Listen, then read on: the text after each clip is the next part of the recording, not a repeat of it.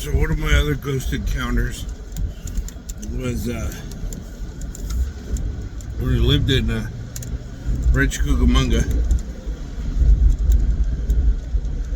It was Etiwanda, actually. The address was Etiwanda.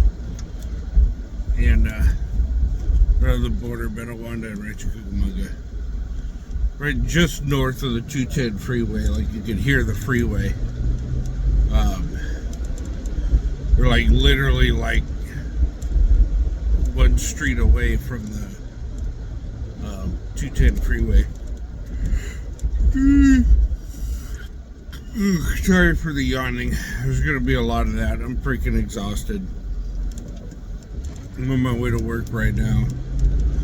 Anyway, so this property that we were renting was on a like 5-acre piece of parcel, and the owner of it had split it up into 4 1-acre plots of land and built 4 houses on the property. And basically the 5th acre was the driveway. It was huge. You could fit 4 semi-trucks with room to spare next to each other, wide in the driveway, all the way down the driveway. And anyway, so our house had like a small backyard fenced in, and then a large backyard that wasn't fenced in. So it had like a little tiny, like 1/16 of an acre, 1/8 acre little backyard that was all fenced in.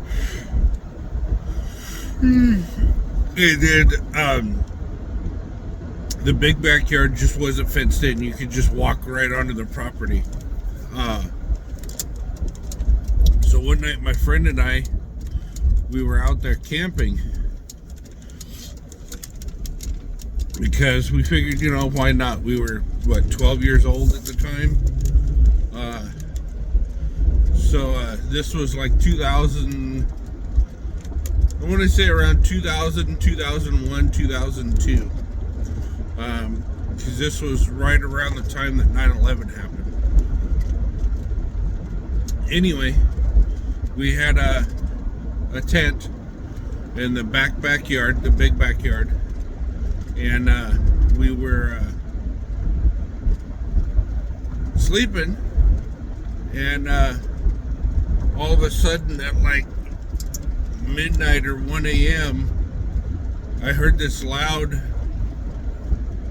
rhythmic drumming sound, and I was like, what the hell is that? And then the both of us kind of just sat upright. You know, we looked at each other, we were listening, like, you know, what the hell is that noise? So we got up and we opened the tent, and it was like, it sounded like drums. And both of us, you know, I had a 12-volt power pack with a 2 million candle power handheld spotlight, and we had a couple mag lights, and we both of us grabbed the mag light. Each of us grabbed a mag light, then I grabbed the I grabbed the power pack with that handheld spotlight, and we walked out into the backyard, and we couldn't see nothing, but we could hear it.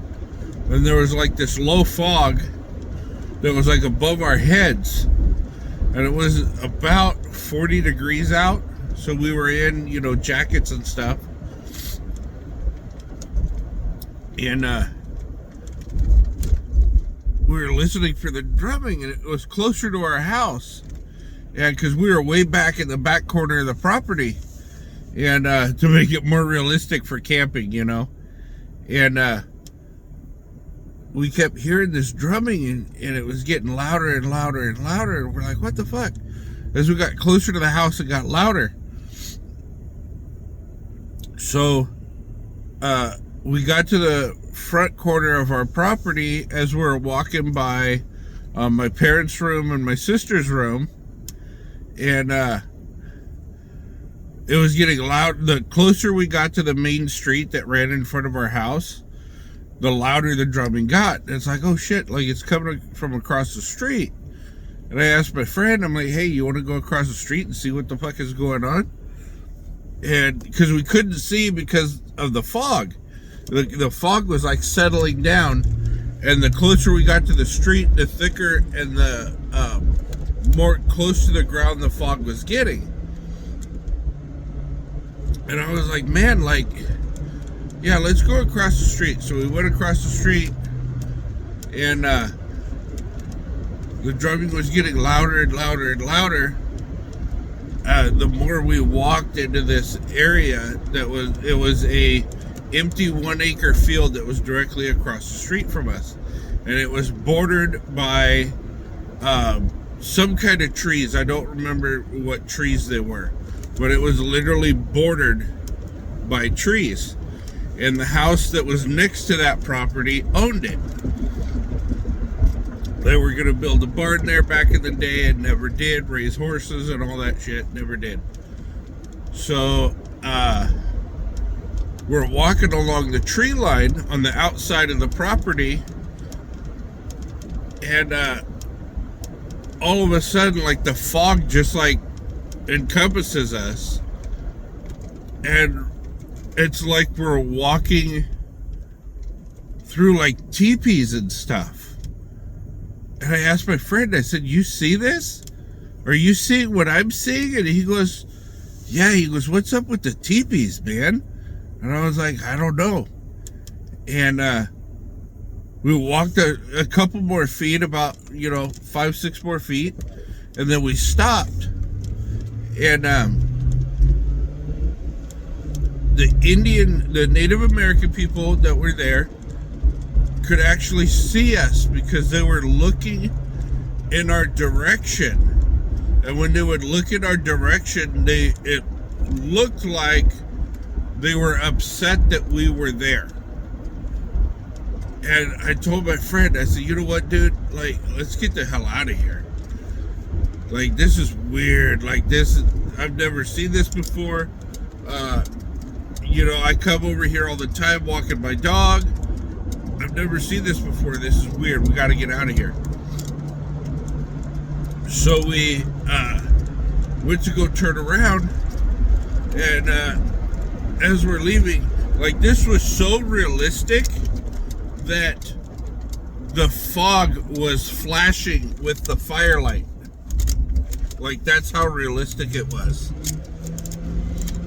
Like, the fog was lit up with an orange glow and was dancing with the firelight. That's how realistic this was.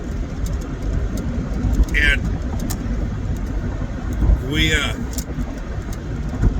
turned around and we're walking out of there, and all of a sudden the fog cleared, and we were like an acre away from the street.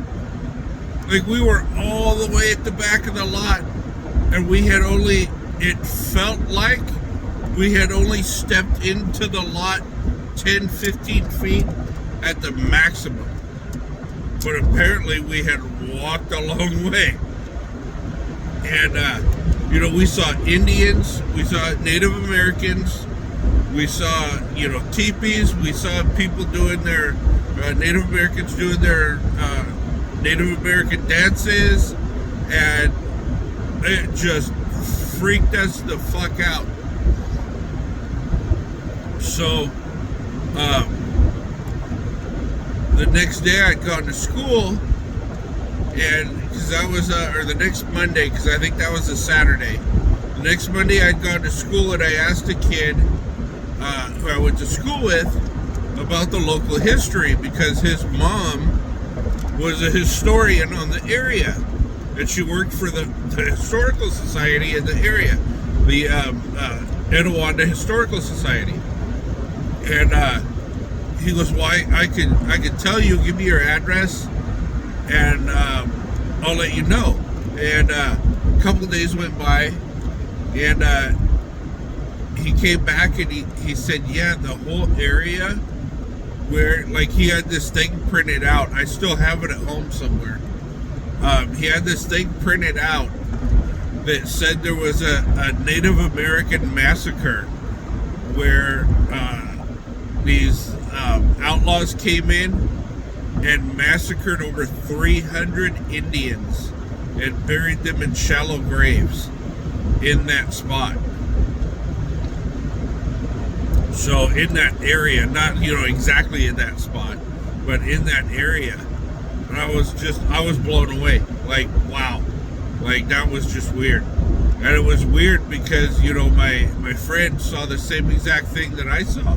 And we still talked about it to each other up until, he moved up to Washington and we lost contact with each other. It was just weird, But, and then I used to take my dogs. Maybe I'll put that in a second video because this one's dragging on. Yeah, I think that's what I'll do.